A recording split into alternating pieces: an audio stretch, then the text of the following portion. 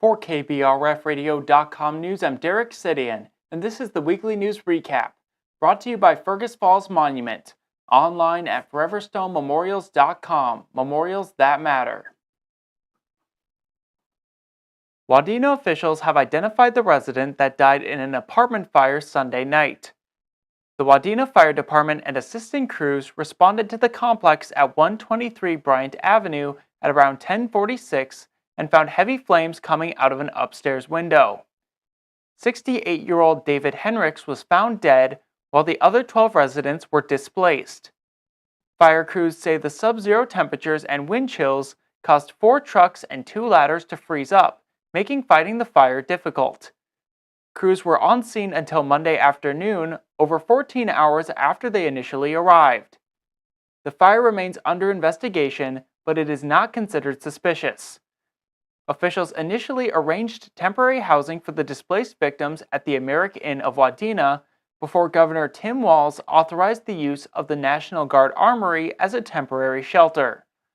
The Red Cross and Salvation Army are working to find permanent housing for those who need assistance.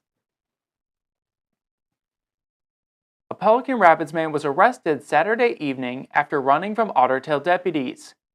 According to the Otter Tail County Sheriff's Department, 33-year-old Levi Berry of Pelican Rapids drove away from deputies attempting to arrest him for multiple warrants. Deputies followed Berry through multiple fields and over roads northeast of Rothsay before ultimately stopping and arresting him. Court documents revealed that this incident is not the first time Berry has run from police, with a previous encounter in 2022 resulting in a near miss with a semi and Berry's escape. The Sheriff's Department says that no one was injured during Saturday's pursuit. 4 children were injured after a semi-crash south of Fergus Falls Saturday morning.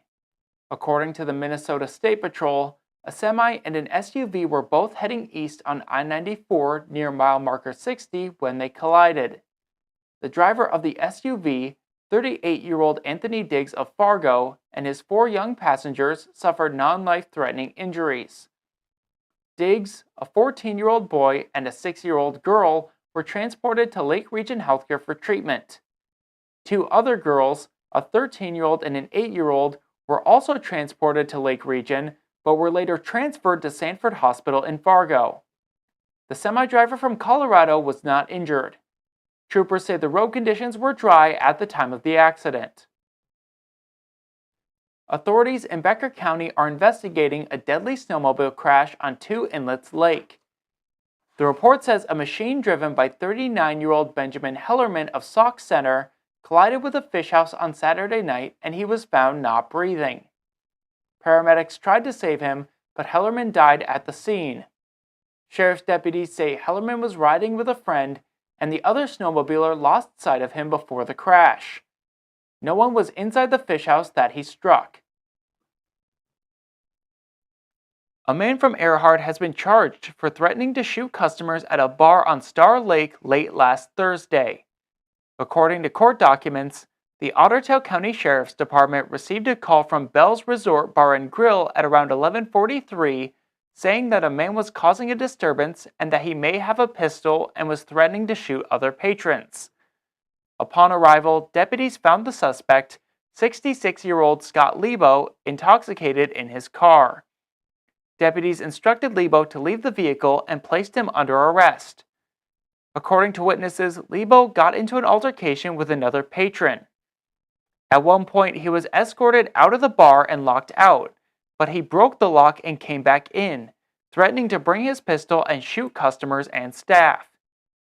Lebo was escorted back out and staff secured the door with an electrical cord. When speaking with deputies, Lebo said he did not actually have a pistol. He was taken to Lake Region Healthcare for medical clearance before being transferred to the Otter Tail County Detention Facility.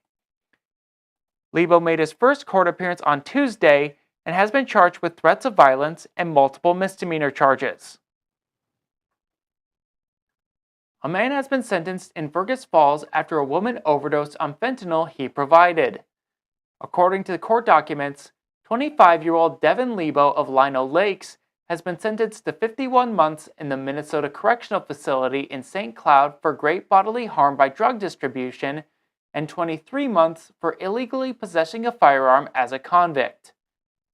In November 2023, the Fergus Falls Police Department received a 911 call stating a woman overdosed in a gas station bathroom.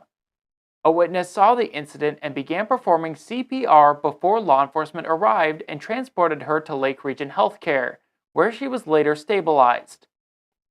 Investigators found that the woman had been contacting Lebo through Snapchat. Police were able to retrieve records of photos on Lebo's account from the company. The pictures provided evidence of him possessing fentanyl pills and a handgun. Lebo was previously convicted of robbery and is prohibited from possessing firearms or ammunition. Court records show Lebo pled guilty to causing great bodily harm by drug distribution and illegally possessing a firearm back in January. A man from Detroit Lakes has been charged for stealing over $6,000 worth of equipment from a demolition site in Fergus Falls. According to court documents, the Fergus Falls Police Department received a theft report on August 5th stating that the equipment had been taken from a demolition site on 801 Stanton Avenue. During the investigation, officers learned that 38-year-old Raymond Carlson had been hired to assist in the demolition, was working that weekend, and was the only person working on the day before the report. On August 8th, officers received a tip that Carlson had sold the stolen equipment to 3 individuals. Police received search warrants and verified that the tools he sold were from the demo site. Carlson made his first court appearance on Tuesday and has been charged with felony theft.